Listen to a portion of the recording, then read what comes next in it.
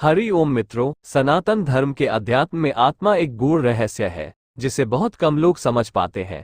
इसे जानने के लिए कोई कितना भी शास्त्रों को पढ़ ले, उनमें से तर्क निकाल ले, अपनी बुद्धि से समझने की कोशिश कर ले, आत्मा के सही रहस्य को नहीं समझ पाएंगे।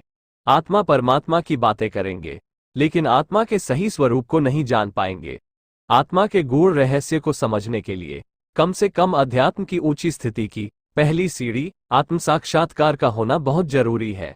जब तक मानव अपने अंदर बसे ईश्वर के आत्म रूप का दर्शन नहीं कर लेता, तब तक भटकना ही होता है और उनके तर्क और संशय कभी नहीं मिटते हैं। आत्मा निर्विकार, सत्य, चित, आनंद स्वरूप, अविनाशी, प्रकाश स्वरूप, निराकार और साकार, कण कण में वास करने वाला है, जिसे कोई भगवान का प्रिय भक्त ही जान सकता है, जिसे भगवान की कृपा से उसके अंदर ही भगवान के इस आत्म रूप के दर्शन हुए हों, जिसे आत्म साक्षात्कार कहते हैं। जब तक आत्म साक्षात्कार नहीं होता, तब तक शास्त्रों में बताई गई बातों पर विश्वास नहीं होता। जब तक व्यक्ति संत, महात्माओं, ऋषि, मुनियों और शास्त्रों के द्वारा बताई गई बातों का अनुभव नहीं कर लेता, तब तक उसे उनके द्वारा बताई गई बातों पर विश्वास नहीं होता और दुविधा और तर्क में उलझा रहता है, और उन दुविधाओं को मिटाने के लिए और भी कई दूसरे शास्त्रों का अध्ययन करते रहते हैं, और जितना भी शोध करते हैं उतना ही उलझते जाते हैं। आप जरा ध्यान से सोचिए, एक पत्थर का टुकड़ा भी आखिर क्यों कर पत्थर ही है, कोई पेड़ आखिर क्यों कर पेड़ ही है, एक पत्थर का भी कोई सेंटर पॉइंट तो होता ही है। यही तो भगवान की विराटता और लीला रचना की कारीगरी है कि सब कुछ करते हुए कुछ भी नहीं करते, और सब में निवास करते हुए भी कहीं नहीं दिखते।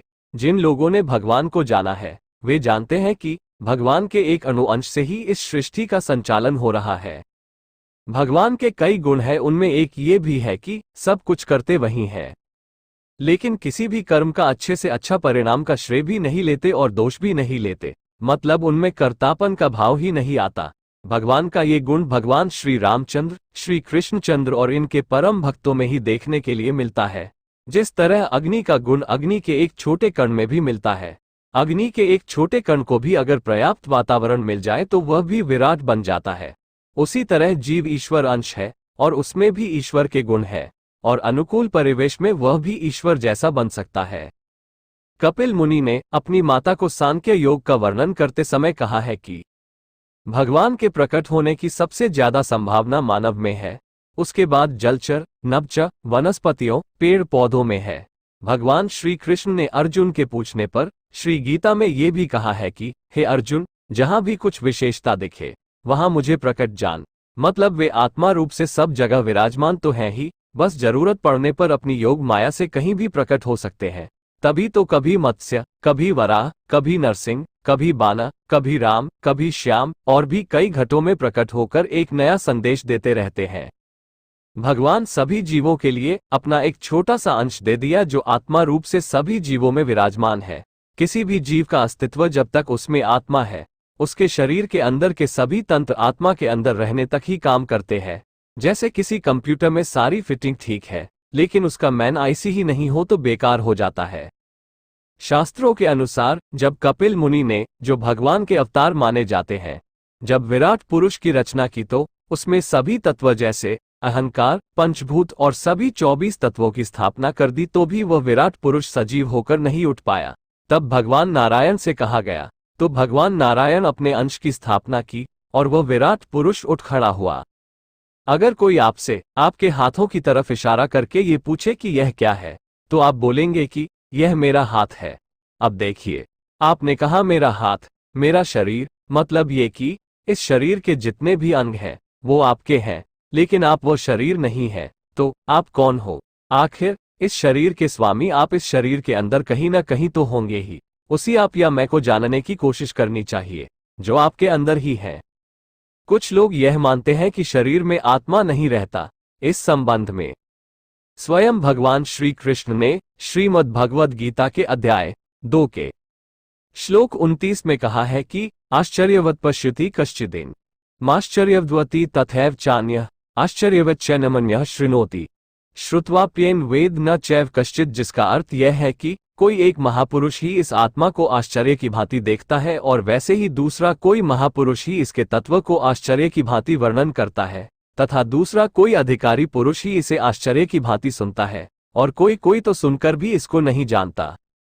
फिर अध्याय 2 के श्लोक 30 में यह भी कहा है कि देहि नित्यम विद्योयम देहे सर्वस्य भारत तस्मात् सर्वाणि भूतानि न त्वं शोचितुमर्हसि, जिसका अर्थ है कि हे अर्जुन, यह आत्मा सबके शरीर में सदा ही अवध्य, जिसका वध नहीं किया जा सके है।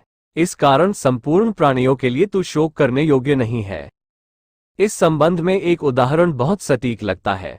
मान लीजिए कोई एक राजा है जो अपने महल से बाहर भ्रमण करने जाते हैं, और जब लौटकर आते हैं तो उनका जो सारथी होता है वह राजा के जरूरत की वस्तुओं को लेकर राजा के साथ उनके विश्राम भवन तक जाता है और राजा के भवन में प्रवेश करते ही लौट आता है।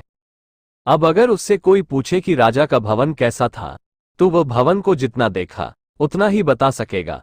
लेकिन वही सारथी अगर कोई दोस्त या प्रियो में से होगा तो वह भवन के अंदर तक जाएगा और कुछ देर रुककर थोड़ा जलपान कर लौटेगा, और उस मित्र से कोई राजा के ऐश्वर्य के बारे में पूछेगा तो वह थोड़ा विस्तार से और सही बता पाएगा। यहाँ सारथी के दोनों वर्ग का वर्गीकरण का मापदंड उनके मन और बुद्धि की ऊंचाइयों के अनुसार है।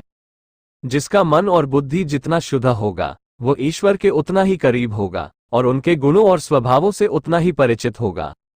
मित्रों, यह एक बहुत बड़ा विषय है जिसका वर्णन भगवान के गुणों का वर्णन करने जैसा है, जो इस एक वीडियो में नहीं हो सकता। और जिन लोगों ने इसको थोड़ा भी जाना है उनका कहना है कि 7 समुंदर की मासी करो और लेखनी सब बन राय, धरती को कागज करो, हरि गुण लिखा न जाए। इस दोहा को सभी भगवान को जानने वालों ने अनुभव किया है और सही माना है। मित्रों, आज इतना ही। आप इस संबंध में अपने प्रश्न या विचार कमेंट कर जरूर बताएं। वीडियो को लाइक और शेयर भी करें, साथ ही चैनल को सब्सक्राइब भी कर लें। धन्यवाद। शुभमस्तु।